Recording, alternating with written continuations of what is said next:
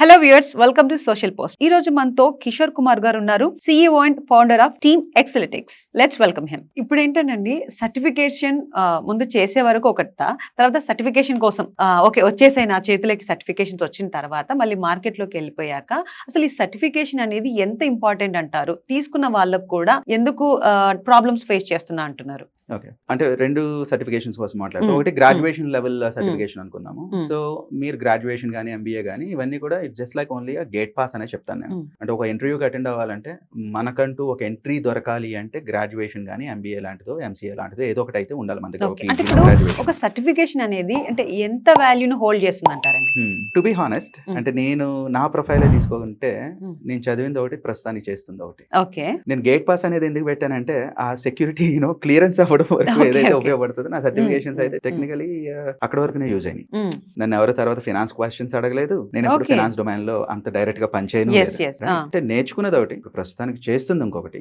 Certifications అంటే academic certification, అది మన ఫౌండేషన్, రైట్? మన ఫండమెంటల్స్ నేర్చుకున్నవి లైక్ బీట్ స్టాటిస్టిక్స్ కానీ, ఫినాన్స్ రిలేటెడ్ కానీ, మార్కెటింగ్, హెచ్ఆర్, ఇవన్నీ కూడా ఎంబీఏలో నేర్చుకున్నవన్నీ కూడా దట్ ఈస్ ఫౌండేషన్. యూజ్ అవుతాయి, కానీ నాకు డైరెక్ట్ గా లైవ్ లో నా జాబ్ లో యూజ్ అవుతాయా లేదా అనేది ప్రతిరోజు చెప్పలేను.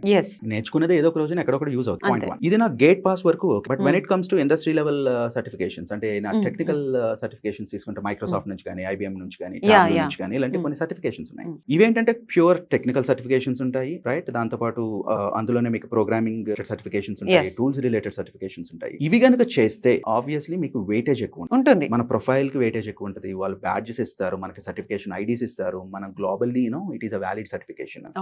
ఈ మైక్రోసాఫ్ట్ సర్టిఫికేషన్స్ వాటి గురించి కూడా చాలా మందికి తెలియదు. స్టూడెంట్ ఎలా ఉంటారంటే, ఓకే నా గ్రాడ్యుయేషన్ ఉంది లేదా ఎంబీఏ ఉంది, okay let me attempt for job interview అనుకుంటారు. కాకపోతే ఇండస్ట్రీ దగ్గరకు వచ్చేసరికి ఏంటంటే వాళ్ళు ఎలాంటి సర్టిఫికేషన్స్ కూడా కన్సిడర్ చేస్తారు. టైప్ ఆఫ్ సర్టిఫికేషన్స్ కూడా ఉంటాయి, వాళ్ళు చూస్తారు, రైట్? ఏమేమి సర్టిఫికేషన్ కంప్లీట్ చేశారు, is it relevant for your role or not, right? ఇలాంటివన్నీ కూడా చెక్ చేసుకుంటారు. లెట్స్ ఇప్పుడు అనలిటిక్స్ లోకి వెళ్ళాలనుకుంటున్నారు, ఒక పవర్ బిఐ డెవలపర్ లాగా వెళ్ళాలనుకుంటున్నారు అంటే there is a certification. Microsoft నుంచి ఒక సర్టిఫికేషన్ ఉంది.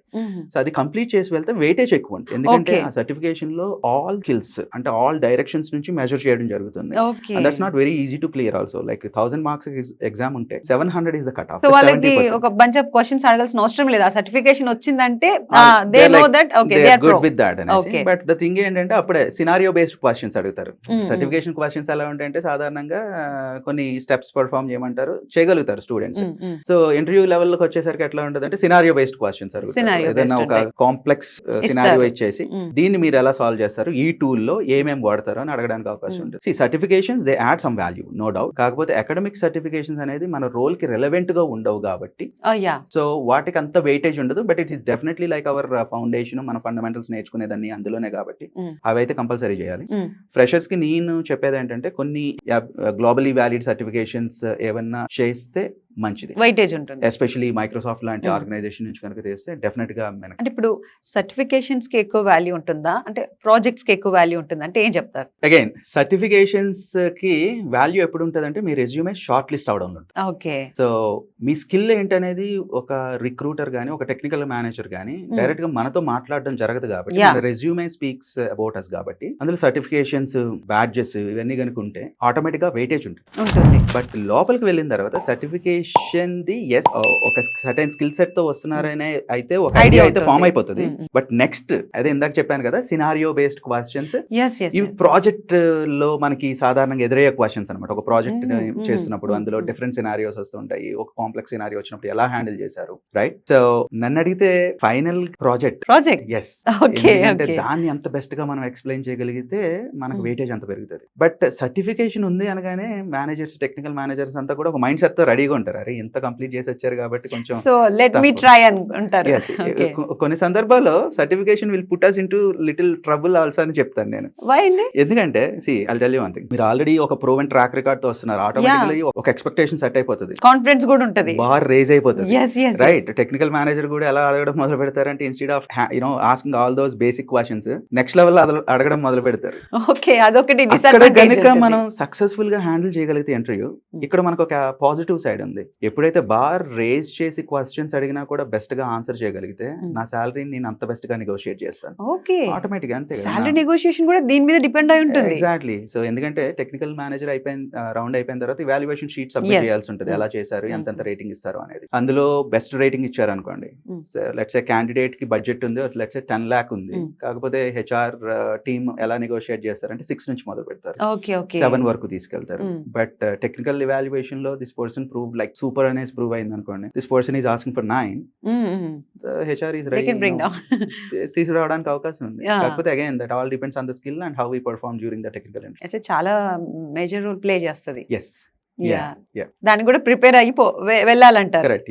సర్టిఫికేషన్ ఉంది అనగానే బార్ రేజ్ అవుతుంది, గుర్తుపెట్టుకోవాలి. సో వాళ్ళు ఇంకొంచెం ఇంకా అడ్వాన్స్డ్ గా థింక్ చేసుకొని ప్రిపేర్ అయ్యి వెళ్ళాలి. ఎస్, అంటే సర్టిఫికేషన్స్ కూడా క్లియర్ చేయడం అంత ఈజీ కాదండి. దానికి సంబంధించిన ప్రిపరేషన్ ఎట్లానే ఉంటది కాబట్టి so they can answer it.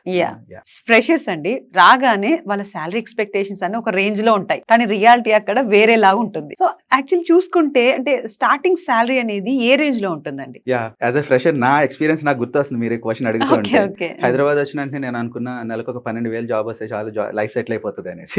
So అంటే I came with very realistic expectation తో మార్కెట్ లోకి వచ్చాను అని చెప్పారు. ఎందుకంటే 2008 టైంలో రెషన్ నడుస్తుంది, everyone was like losing there jobs అనమాట.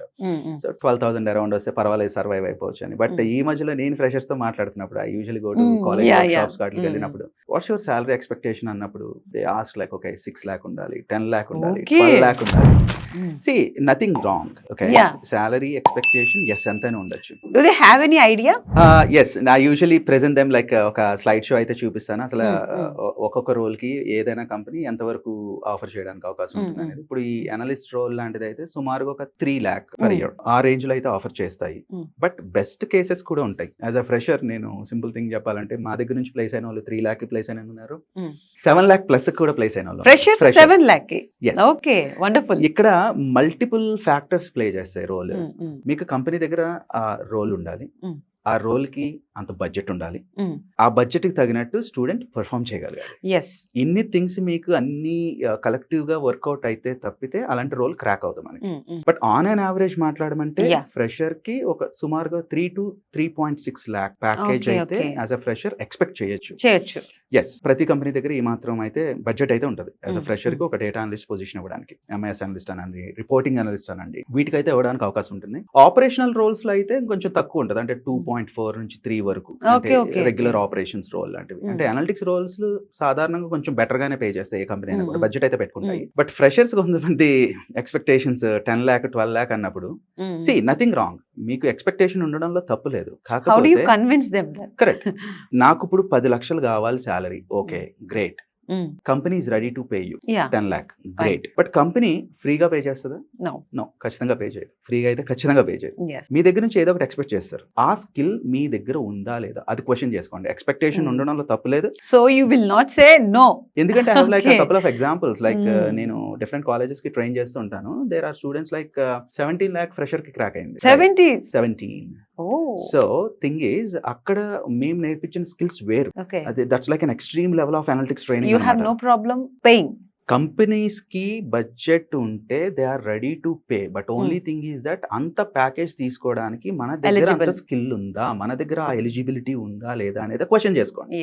మీరు 10 lakhs ఎక్స్పెక్ట్ చేస్తున్నారా, 10 lakhs స్కిల్ తో రెడీగా ఉండండి. Companies are ready to pay you that, right? Expectation ఉండడంలో తప్పులేదు, బట్ అదే స్థాయిలో మనం స్కిల్ ఇంప్రూవ్ చేసుకోవడం కూడా important. So you will bring them to the reality. Correct. వాళ్ళ స్కిల్ ని అనలైజ్ చేసుకుని ఇవాల్యుయేట్ చేసుకోగలిగారు అనుకోండి, దే విల్ అండర్స్టాండ్. ఓకే, నా స్కిల్ ఇది కాబట్టి okay I can get around 4 lakh. నా దగ్గర చాలా టెక్నికల్ స్కిల్స్ ఉన్నాయి కాబట్టి okay I can aim for 6 lakh. It all depends on their skill. It's not like okay fresher కి ఇంత ముందులాగా 2 lakhs మాత్రమే ఇస్తాం, 3 lakhs లేదు. మార్కెట్ అంతా చాలా డైనమిక్ గా ఉంది. ఏ కంపెనీకి కావాల్సిన రిక్రూట్మెంట్ వాళ్ళకి ఉన్న బడ్జెట్ లో వాళ్ళు చేసేసుకుంటున్నారు అంతే. సో ఇది విన్న వాళ్ళందరూ చాలా పీస్ఫుల్ గా, కొంచెం కాన్ఫిడెన్స్ కూడా పెరిగిపోయి చాలా హ్యాపీగా ఉండి ఉంటారు. ఇప్పుడు మనం చూసే వాళ్ళు కూడా స్కిల్ ఉంటే ఎక్స్పెక్ట్ చేయండి, తప్పలేదు. 10 కాదు 20 ఎక్స్పెక్ట్ చేయండి, రైట్? కంపెనీ మాత్రం అంటే మీరు అప్రూవ్ చేసి yes I can add more value to your business అనేది ప్రూవ్ చేయగలిగితే yes companies are there ready to pay. ఈ క్లారిటీ వాళ్ళకి కావాలండి. ఏంటంటే ఇప్పుడు ఎంత ఉన్నా లేదు మా బడ్జెట్ ఇంతే, ఇదే పే చేస్తాం, యువర్ ఫ్రెషర్ కాబట్టి దిస్ ఇస్ ద థింగ్ అని చెప్పడం ఉంటుంది. So, ఇప్పుడు అలా లేదు కాబట్టి దే హ్యావ్ ద లిబర్టీ. వాళ్ళు ఏ విధంగా నెగోషియేట్ చేసుకొని స్కిల్స్ ని ప్రూవ్ చేస్తే అంతలా శాలరీ వాళ్ళకి పే చేయడం ఉంటుంది. Yes. సూపర్.